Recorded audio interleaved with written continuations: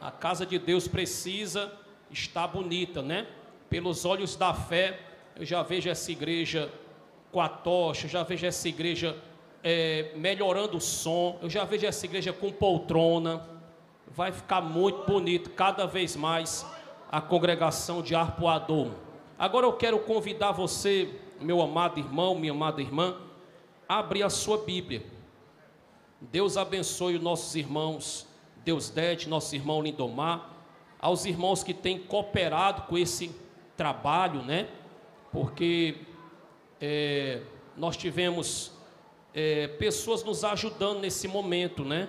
Que ajudando não somente em oração, né? Mas ajudando mesmo financeiramente, né?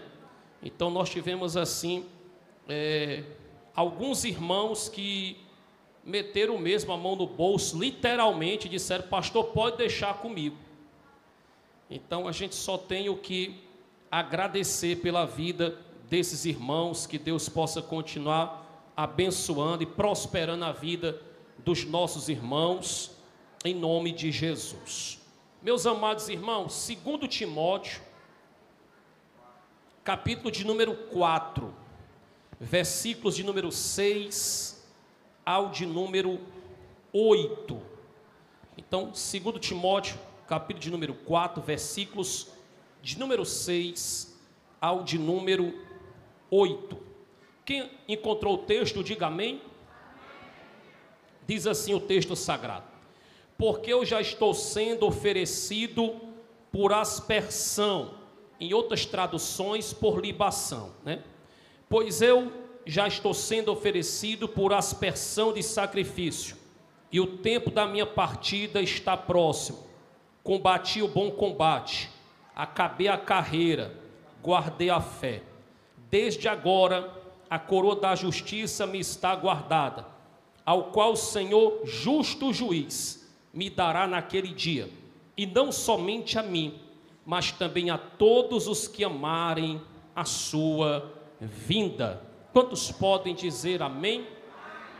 Aí mesmo sentado, feche os seus olhos, curve a sua cabeça, oremos. Senhor nosso Deus e nosso Pai, nós te louvamos pela tua palavra que foi lida nesta noite. Agora te pedimos, ó Pai, fala conosco. O nosso coração está aberto, a nossa alma está sedenta, e nós reconhecemos que necessitamos da tua voz. Fala conosco, mas não somente fala, também permanece, fica conosco. É o que te oramos e te agradecemos em o nome de Jesus. Meus amados e queridos irmãos, eu quero nessa noite falar a respeito de um momento crucial na vida do apóstolo Paulo, um momento também muito especial, mas um momento assim muito delicado. O momento em que Paulo percebe que ele vai partir. Mas não é partir de uma cidade para outra, como ele costumava fazer. Era partir mesmo para a eternidade. Então, aqui é quase que as últimas palavras do apóstolo Paulo. E eu quero, nessa noite, meus irmãos, tratar da vida e do momento de alguém que estava se despedindo dessa terra para ir ao encontro do Senhor Jesus. Eu quero falar nesta noite, meus irmãos, de um momento que a gente muitas das vezes tem dificuldade para lidar, tem dificuldade para falar, e esse momento Paulo vai vivenciar, e pela intimidade que ele tinha com Deus, ele percebe que de fato o seu momento de partir chegou. É momento dele se despedir da terra e de fato se encontrar com o Senhor. Então eu quero nessa noite pregar sobre o tema, fazendo uma avaliação do passado, do presente e do futuro. Porque dentro desses 3 versículos, Paulo ele vai tratar do passado, ele vai tratar do presente e ele vai tratar do porvir, ele vai tratar do futuro. A verdade é que Paulo estava preso e ele estava vivendo os seus últimos dias, seu martírio cada vez mais se aproximava. Aqui se trata da sua segunda prisão. A primeira prisão do apóstolo Paulo foi por motivo religioso, perseguição religiosa. Mas a segunda prisão do apóstolo Paulo envolve também agora motivos políticos. A primeira prisão estava ligado à perseguição dos judeus, à perseguição judaica. A segunda está vinculada ao decreto do imperador, por isso envolve a questão política. Da prisão, Paulo saiu para dar, ele não sai, na verdade, para dar continuidade à obra missionária. Agora, desta prisão, ele está com destino à eternidade. Na sua primeira prisão, ele sai, ainda vai fazer a obra missionária por muitos lugares, mas nessa segunda prisão não. De fato, Paulo está decretado para morrer, porque o tempo de Deus havia chegado na vida dele. E eu quero falar um pouco sobre o comportamento deste homem de Deus, deste arauto da verdade. Foi dessa prisão, meus irmãos, que Paulo escreve essa carta a Timóteo.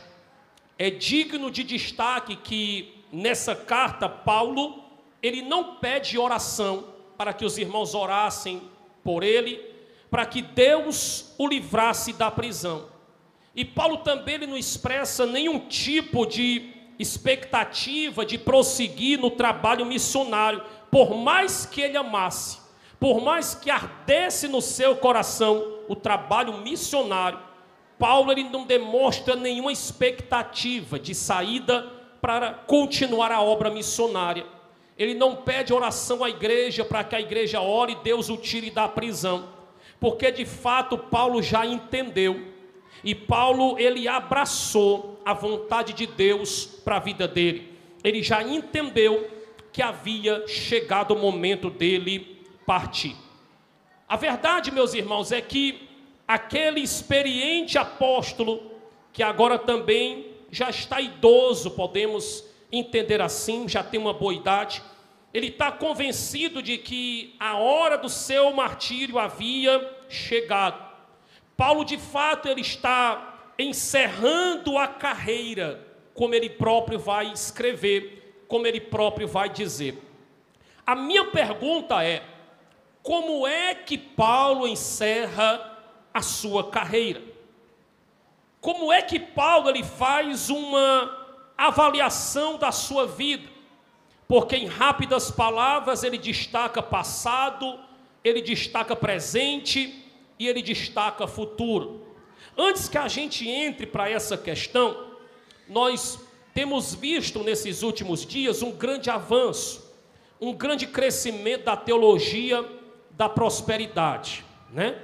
Então a teologia da prosperidade ensina que você tem um carro, agora você aceita Jesus, provavelmente você vai ter 2 carros ou mais de 2 carros. Você tem uma casa, aceitou Jesus, agora vai ter 2 casas ou até mais de 2 casas. É um crescimento financeiro absurdo. Mas aos olhos da teologia da prosperidade, por exemplo, o final da vida de Paulo é um fracasso.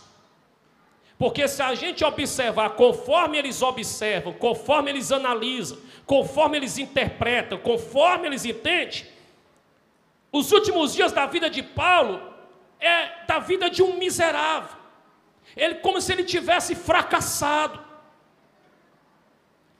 O maior pregador, missionário, teólogo e plantador de igrejas da história do cristianismo, está idoso, jogado numa masmorra, pobre, cheio de cicatrizes, abandonado no decorrer da morte. A verdade é que o grande apóstolo dos gentios está sozinho num calabouço romano, sem dinheiro, sem amigos, sem roupas para enfrentar o inverno que já se aproximava. É só você ler os versículos seguintes que você vai ver que o inverno já se aproximava. Logo, meus irmãos, ele está sofrendo as mais amargas privações. Agora a minha pergunta é: como é que você acha que esse homem se sentia? Como é que ele se avaliou? Como é que ele avaliou o momento dele? Como é que ele avaliou o seu passado, o seu presente e o seu futuro? Desde uma perspectiva, analisando a teologia da prosperidade, é como se Paulo olhasse para tudo aquilo e estivesse pensando assim: não valeu a pena servir a Jesus. Que coisa terrível foi servir a Jesus. Olha como é que eu estou terminando a minha jornada. Olha como é que eu estou terminando a minha carreira. Olha como é que eu estou terminando a minha caminhada. Falta dinheiro, falta roupa, falta amigos. Eu estou suplicando que alguém venha me trazer uma capa, porque o inverno está chegando. Eu estou implorando que alguém venha, porque eu estou só. Eu estou preso numa masmorra, num calabouço, porque era isso, uma prisão romana. O meu momento está chegando. Olha como está terminando a vida, o ministério desse apóstolo, desse pregador, desse missionário, desse arauto da verdade. Paulo vai avaliar o seu passado, o seu presente e o seu futuro. E é sobre isso que eu gostaria de falar um pouco nessa noite. 2 Timóteo foi o que nós lemos, capítulo 4, versículos de 6 a 8. Paulo ele faz uma profunda análise, em resumidas palavras. Mas ele faz uma profunda análise do seu ministério.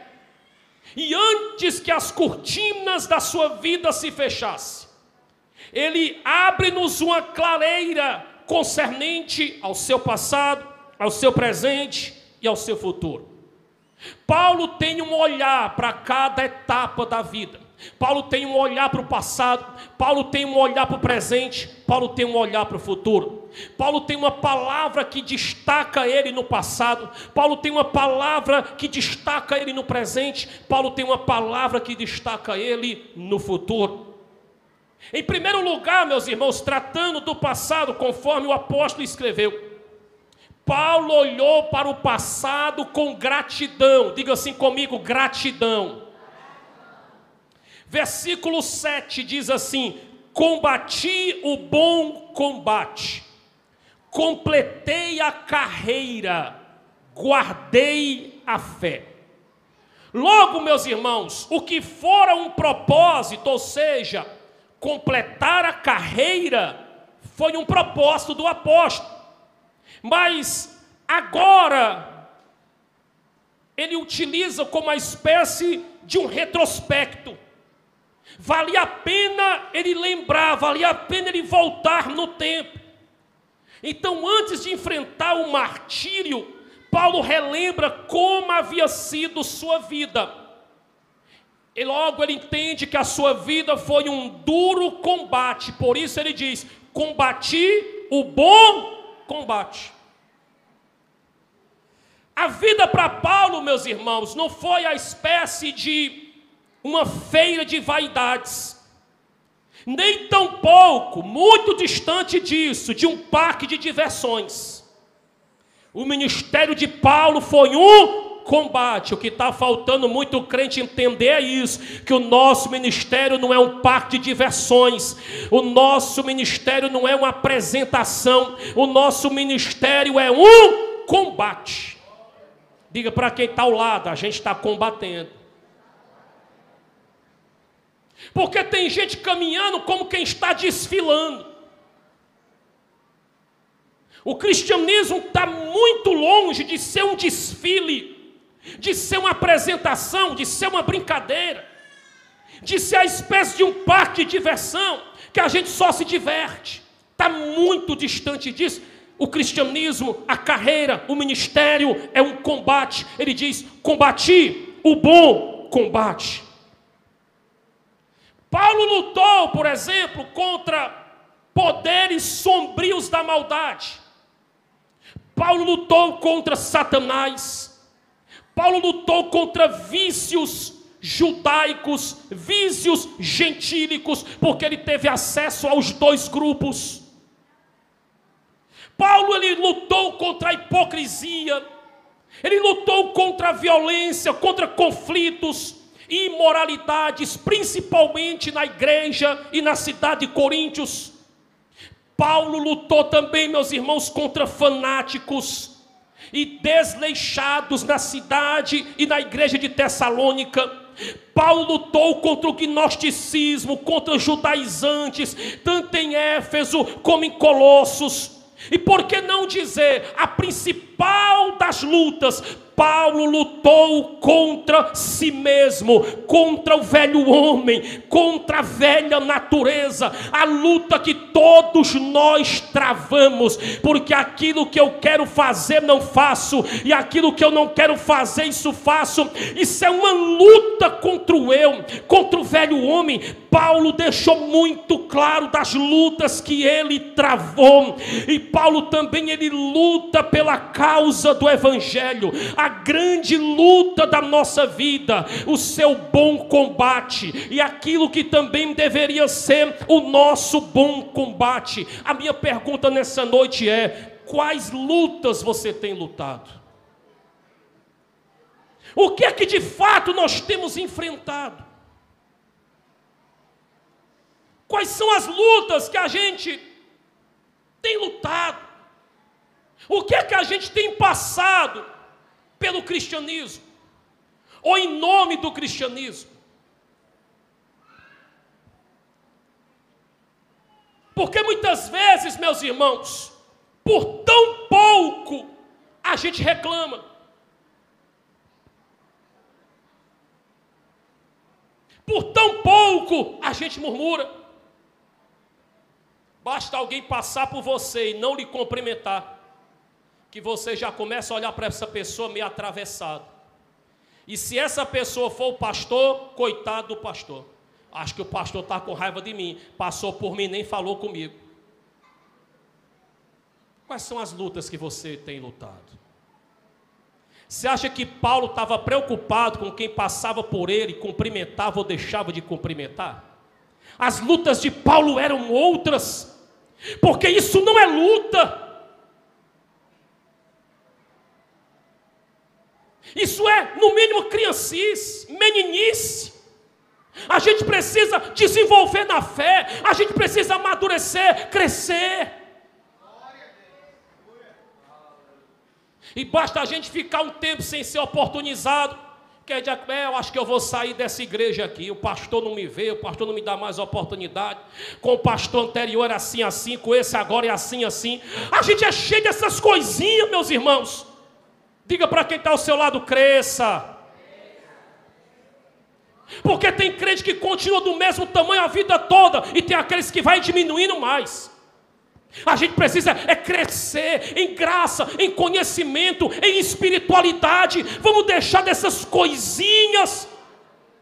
Olha o que Paulo passava, olha o que Paulo enfrentava. Nós estamos em um combate. E a gente fica tão preso a coisas fúteis. Meus irmãos, a minha pergunta é: você suportaria passar o que Paulo passou? Se você murmura, porque alguém deixou de lhe cumprimentar, porque alguém não olhou para você, porque alguém não acenou para você, você suportaria passar o que Paulo passou? Enfrentar o que Paulo enfrentou? Que cristianismo nós estamos vivendo, meus irmãos? Diga para esse irmão que está ao seu lado: reclame menos, agradeça mais. Meus irmãos, nós temos, não falta motivos para a gente agradecer. Você está aqui com a oportunidade de adorar, de cultuar a Deus. Há pessoas que a essa hora estão dentro de uma penitenciária. Eu sei que fizeram por onde está lá, mas não vem ao caso, estão lá. se converteram lá ou se reconciliaram lá e estão lá loucos, no bom sentido da palavra, de vir a um culto como esse, mas não podem. Outros estão em um leito de hospital acamados, desejosos de estar aqui, mas não podem, querendo estar em um ambiente como esse, mas não podem. Estão impossibilitados de estarem, mas muitas das vezes a gente vem, a gente não aproveita, a gente fica, observa uma coisa, observa outra, a mente vai para um lado, a mente vai para o outro, mas a gente parece que não entrou, parece que não está aqui. Nós temos muitos motivos para agradecer. Você está vestido, você se alimentou, você está aqui hoje para adorar a Deus. Acima disso tudo, meu irmão, você tem um nome escrito no livro da vida. Independentemente do que você está passando, seu nome está escrito lá. E se porventura a trombeta tocar nessa noite, os céus se abrir, você subirá ao encontro do seu Senhor para estar com Ele para todos sempre, meu irmão. Seja mais grato a Ele. Gratidão. Mas a gratidão, ela está muito associada àquele que é satisfeito em Deus. Porque o ser humano, ele é muito insatisfeito. E ele sempre quer mais alguma coisa. Junto à sua insatisfação, parece que ele nunca consegue ser preenchido, né? Ele sempre quer algo mais, algo mais. E se a gente é preenchido em Deus, se a gente é satisfeito em Deus, se a gente se sacia em Deus, não tem o porquê da gente não ser grato. Nós seremos pessoas gratas, pessoas que é bom estar junto, faz bem estar junto. Paulo, ele entende esse sentimento. Ele olha para o passado com gratidão. Então Paulo entende que ele poderia morrer tranquilo, porque ele já havia concluído sua carreira, e isso era tudo que lhe importava. Atos, capítulo de número 20, o versículo de número 24, vai dizer assim: mas de nada faço questão, nem tenho a minha vida por preciosa, contanto que cumpra com alegria a minha carreira e o ministério que recebi do Senhor Jesus, para dar testemunho do evangelho da graça de Deus. Aleluia! Meus irmãos, só pode morrer bem quem viveu bem, porque a vida é bem mais do que viver, e a morte é bem mais do que morrer. Então, quanto ao passado, olhe com gratidão, meu irmão, porque você estava perdido, destinado ao inferno, e a graça de Deus foi em busca de você. Ninguém aqui foi atrás de Jesus, foi Jesus que foi atrás de nós. Não fomos nós que achamos Ele, foi Ele quem nos achou, e a graça nos abraçou, nos envolveu, nos trouxe para este ambiente ambiente de adoração, nos trouxe para este lugar de glória e aleluia, e nós pertencemos a este lugar por pouco tempo, porque daqui a pouco tempo fecharemos os olhos para essa esfera terrena e abriremos os olhos junto a Ele. Seja grato pelo seu passado. Ele é bom, Ele lhe salvou, Ele te alcançou, mas Ele tem um olhar também para o presente. E quanto ao presente, a palavra que Paulo identifica para ele é tranquilidade. Paulo é grato quanto ao passado, e quanto ao presente, Paulo está tranquilo. Então, em segundo lugar, Paulo olhou para o presente com tranquilidade, com calma, com sossego. Ele diz assim: quanto a mim, estou sendo oferecido por libação, e o tempo da minha partida é chegado. Diga assim, ele está tranquilo. Paulo sabe que vai morrer, mas Paulo entende que não é Roma que vai tirar a sua vida. A verdade é que é Ele mesmo quem vai oferecer a sua vida. E Ele não vai oferecer sua vida a Roma, mas Ele está oferecendo a sua vida a Deus. Paulo ele faz uma rápida comparação da sua vida com um sacrifício. E ele vai falar de uma oferta para Deus. A verdade é que Paulo ele utiliza-se de uma metáfora.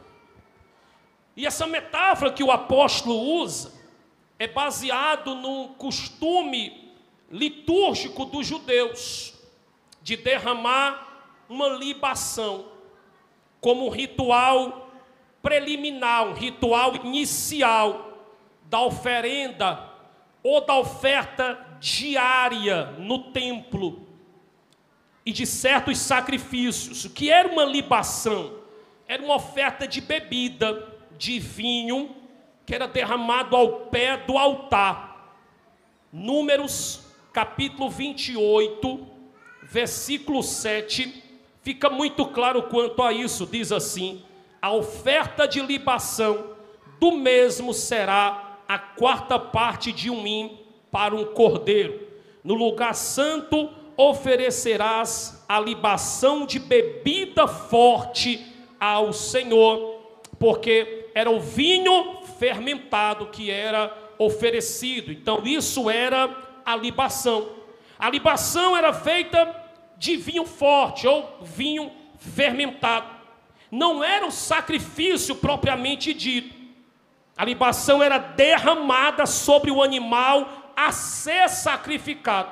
Depois você pode olhar Números capítulo 15, do versículo 1 ao 10. Eu não vou ler porque são 10 versículos, mas é Números 15, versículos de 1 ao de número 10. Então Paulo, portanto, ele entendia a sua morte como a espécie de uma oferenda. Eu sei que esse nome não é comum para os irmãos levam para outro lado, mas é a mesma coisa que oferta.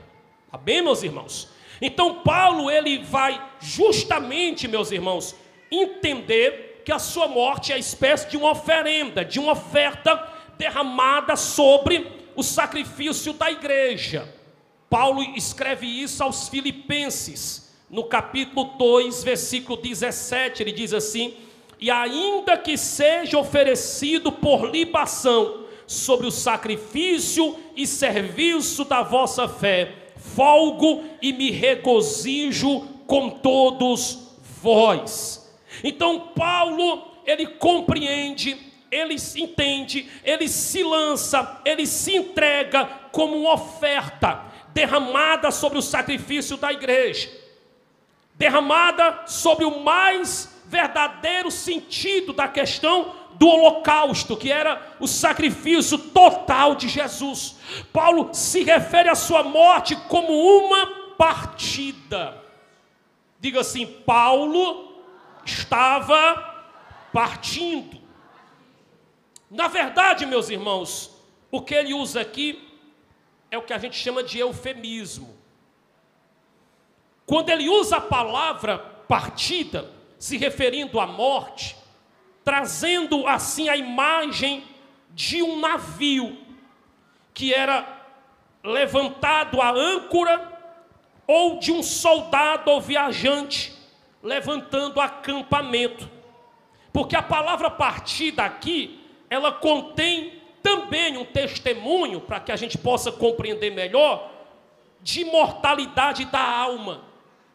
Pois a morte é apenas uma separação da alma do corpo. Paulo compreende muito bem esses detalhes. Por isso a palavra que ele melhor encontrou foi essa palavra para a nossa tradução de partida. Então, sendo assim, a morte não é outra coisa, senão a partida da alma quando se separa do corpo. Então, resumidamente falando, a morte é isso, é a separação da alma do corpo. Mas para Paulo, meus irmãos, que ele vai um pouco além, a morte do crente em Jesus equivale justamente em partir. Para estar onde? Para estar com Cristo. O que ele considerava incomparavelmente melhor. Ele traz esse detalhe também na carta aos Filipenses, no capítulo 1, versículo 23, quando ele diz assim: mas de ambos os lados estou em aperto, tendo desejo de partir e estar com Cristo, porque isto ainda é muito melhor. Então Paulo, de fato, ele tinha um desejo de partir.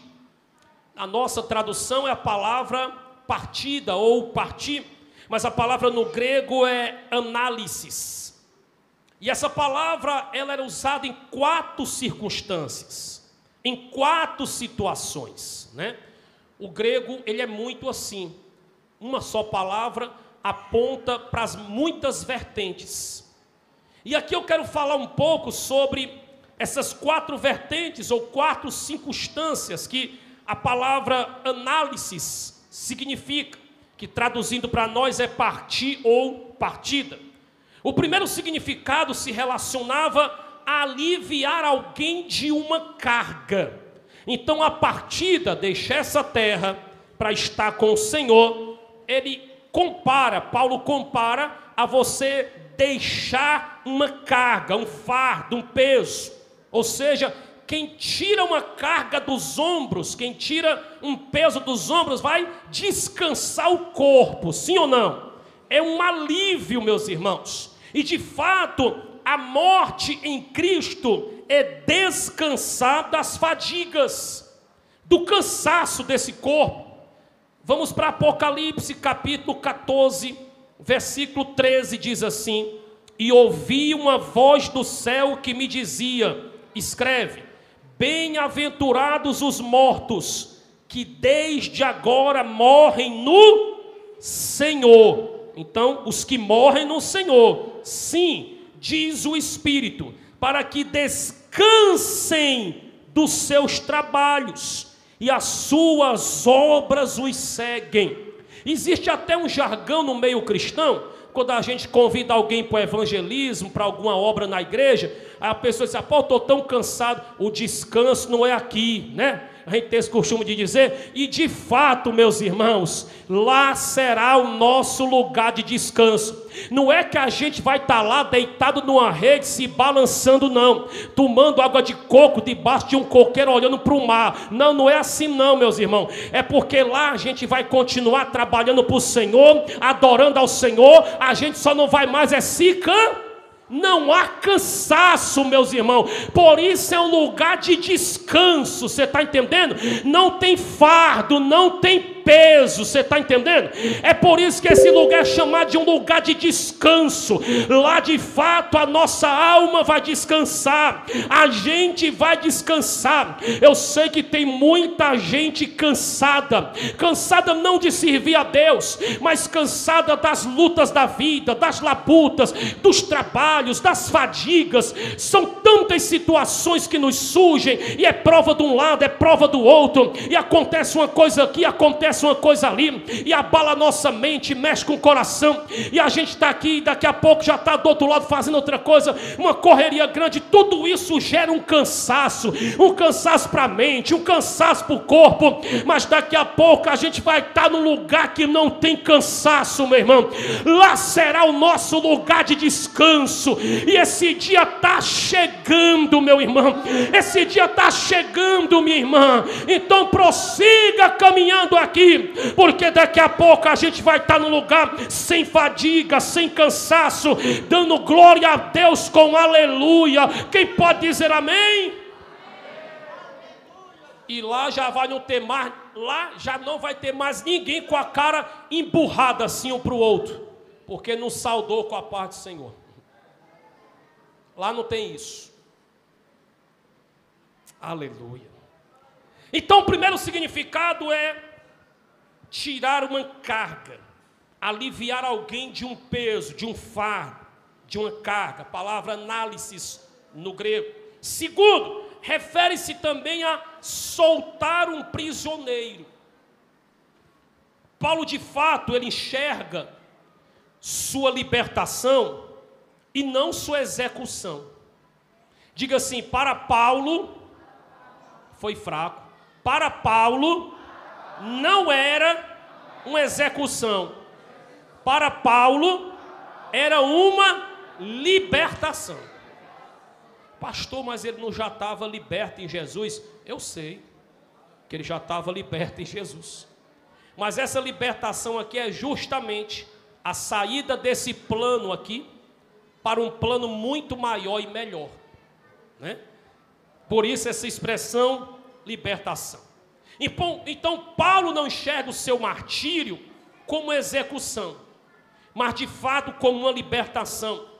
Inclusive o teólogo e comentarista bíblico Matteo Henry, ele diz que a morte para um homem justo é sua libertação da prisão deste mundo e sua partida para o gozo do outro mundo.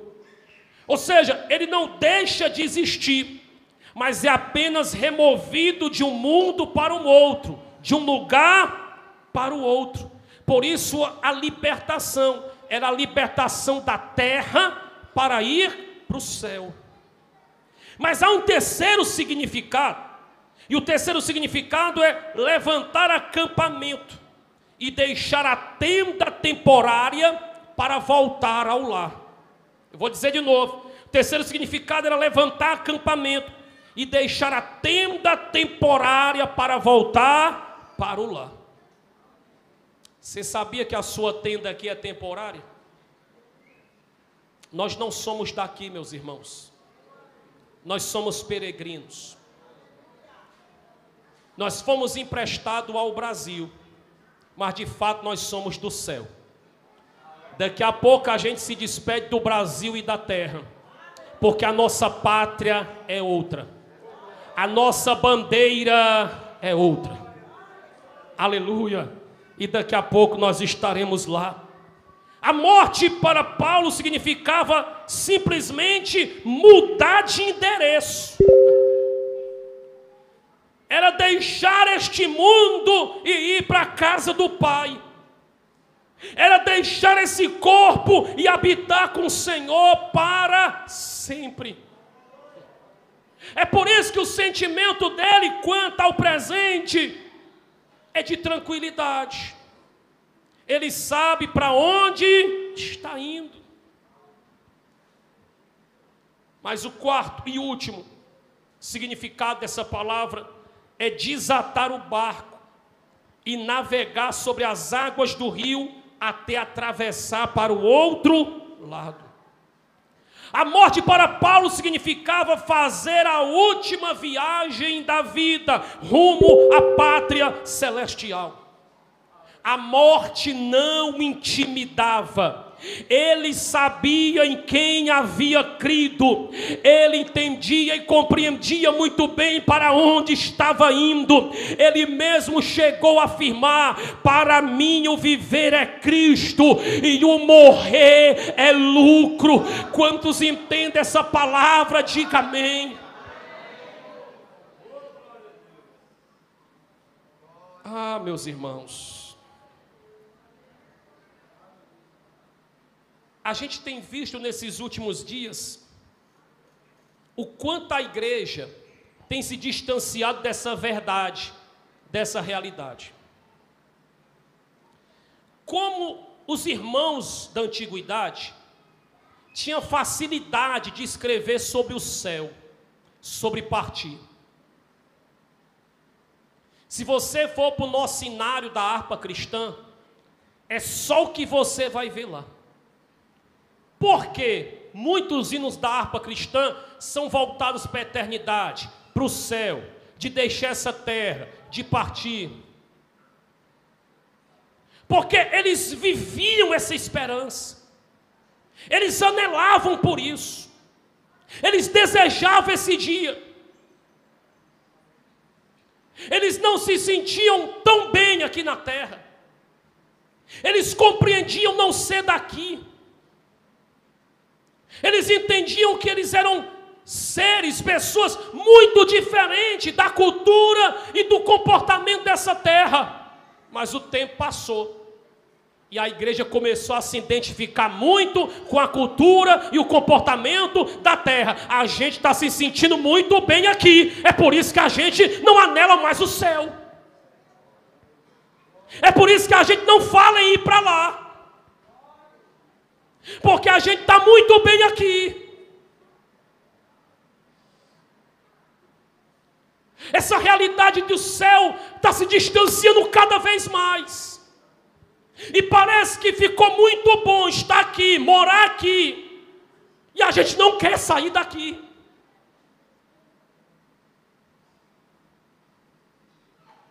Eu fico me perguntando como é que um poeta, ele vai escrever: ó que saudosa lembrança tenho de ti, ó Sião. Se ele nunca foi lá, como é que ele tem saudade de um lugar que ele nunca foi?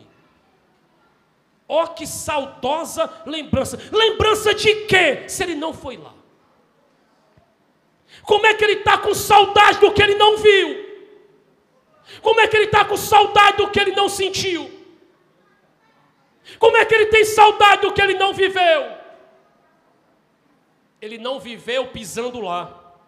Ele não viveu tocando lá. Ele não viveu estando lá. Mas a mente estava lá. É por isso que quando ele lembrava, ele vai escrever: ó que saudosa lembrança tenho de ti, ó Sião. Porque na mente ele já havia estado lá. Ele estava desapegado da terra. A mente chegou antes da alma. E esse é o nosso problema, que a nossa mente não está indo mais no céu. Está fixa na terra. Está muito bom aqui. Sabe, essa realidade de sistema pode ser qualquer coisa, menos o cristianismo. O verdadeiro cristianismo me faz anelar, me faz desejar o céu. Inclusive, João deixou isso muito claro, que é um anelo. A igreja suplica, porque João disse: o Espírito e a noiva. O Espírito de quem? O Espírito de quem? e a noiva, quem é noiva aí de Cristo? O Espírito e a noiva dizem: vem, Maranata, ora vem, Senhor Jesus. Meu irmão, o tempo mudou. Eu sei que hoje os seminários teológicos estão superlotados, eu sei que está cheio de acadêmicos da igreja, mas a palavra de que Jesus está voltando precisa continuar sendo pregada. Jesus está voltando.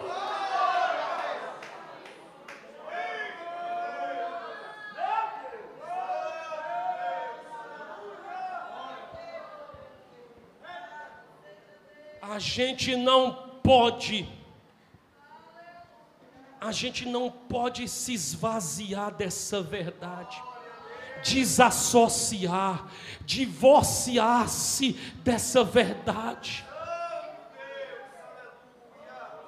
A igreja, a Assembleia de Deus nasceu crescendo que Jesus, pregando que Jesus ia voltar. Ela cresceu pregando que Jesus ia voltar, e ela vai ser arrebatada pregando que Jesus vai voltar, porque de fato isso não é história de carochinha, isso não é história fantasiosa, isso não é história de cinema, isso não é história de quadrinhos, isso é Bíblia, é palavra, é verdade. Ele está voltando. Esse mesmo Senhor, esse mesmo Cristo que viste subir, em breve Ele voltará. Só quem aguarda por esse dia, manda glória para Ele.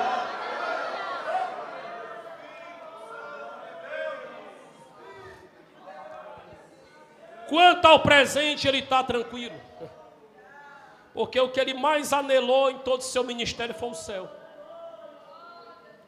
Então, como ele está indo para lá, está tranquilo. Mas eu preciso finalizar falando do que ele pensa concernente ao futuro.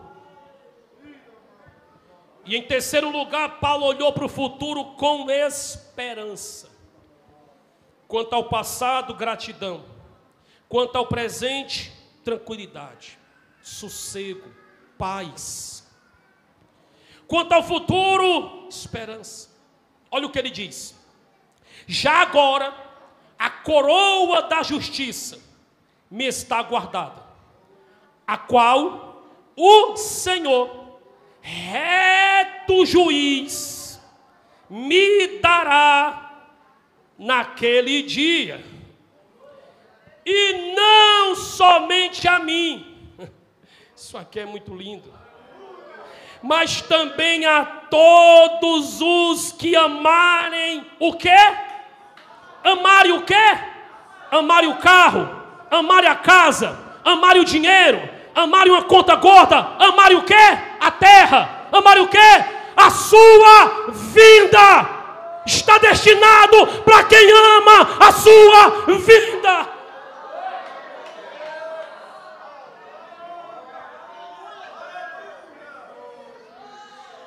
A gratidão que Paulo expressa é uma gratidão do dever cumprido, associado à tranquilidade de saber que estava indo para a presença de Jesus.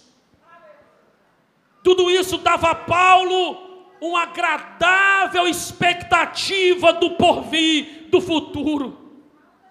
Interessante é que Paulo está condenado por Roma. Então, o imperador o condenou à morte. E o tribunal de Roma o considerou culpado. Mas, quando ele fechasse os olhos aqui e abrisse os olhos lá, o reto e justo juiz, por isso que ele usa a expressão juiz, porque ele passou por um tribunal, foi condenado. É como se ele estivesse dizendo assim: Roma, daqui a pouco eu vou estar nas mãos de outro juiz. Mas o outro juiz que eu vou estar nas mãos é reto, é justo. vocês me condenaram, mas o outro juiz, ele vai revogar o veredito do imperador na eternidade. Ele vai me considerar sem culpa, e ele já tem preparado para mim uma coroa de justiça. Estou condenado pelos homens, mas estou absolvido pelo reto e justo juiz, porque em Cristo nenhuma condenação há. Você percebeu que os hinos aqui apontaram hoje para isso? Foi falado, nenhuma condenação há. Os hinos que o diácono Arruda louvou falava da eternidade, de se encontrar com o Senhor. Meus irmãos, eu já caminho aqui para o final. Vale ressaltar que a coroa de Paulo não era um símbolo de sua justiça. Eu preciso deixar isso muito claro para os irmãos. A coroa que Paulo vai receber não está ligado, não é um símbolo de sua justiça, nem a espécie de uma recompensa que ele mereceu. Porque de fato, ninguém, deixa eu dizer de novo, ninguém merece ir para o céu. O céu é um presente de Deus para nós. A salvação é por graça. Os méritos são todos de Cristo, mas aprove ao Senhor nos escolher para passarmos a eternidade com Ele. Então, dito isto, meus irmãos, resumidamente falando agora, Paulo olhou para o passado com gratidão. Paulo olhou para o presente com tranquilidade. Paulo olhou para o futuro com esperança. A eternidade nos aguarda. Há um futuro de glória preparado para cada um de nós. Mateus capítulo 25, versículo 34 diz: então dirá o rei aos que estiverem à sua direita: vinde, benditos de meu Pai, possuí por herança o reino que vos está preparado desde a fundação do mundo. Paulo, escrevendo sua primeira carta aos Coríntios, no capítulo 2, versículo 9, diz: as coisas que o olho não viu, que o ouvido não ouviu, e não subiram ou não chegaram ao coração do homem, são aquelas que Deus preparou para aqueles que o amam. Diga para o irmão que está ao seu lado: vai valer a pena. Talvez alguém ainda diga assim: pastor, mas é muita aflição. Pois é, para Paulo também foi. E quem lhe disse que o cristianismo era um mar de rosas? E quem lhe disse que o cristianismo era um caminho de flores? E quem lhe disse que o cristianismo era a espécie de uma massagem do ego? Você entrou no lugar errado, no caminho errado, nas portas erradas, dentro desse contexto, porque é claro que você está nas portas certas. Na porta certa, no caminho certo. Eu sei que são muitas aflições. Jesus deixou isso muito claro. Mas, Paulo escrevendo aos Romanos, é o último versículo que eu quero ler para os irmãos. Capítulo 8, versículo 18, ele disse assim: porque para mim tenho por certo, ou seja, tenho certeza, que as aflições deste tempo presente não são, ou seja, não dá para comparar com a glória que em nós há de ser revelada. Vai valer a pena, meu irmão. Vai valer a pena, minha irmã. O que Deus reservou para nós não se compara com o que a gente passa aqui. Como já dizia um ditado popular, o que a gente passa aqui é fichinha, comparado ao que a gente vai receber da parte dele na eternidade. Eu só tenho uma coisa para lhe dizer: vai valer a pena. Você que está no barco, permaneça do barco. Você que pulou fora do barco, pula para dentro hoje de novo. Não sai mais do barco, porque vai valer a pena. Vamos ficar de pé nessa noite.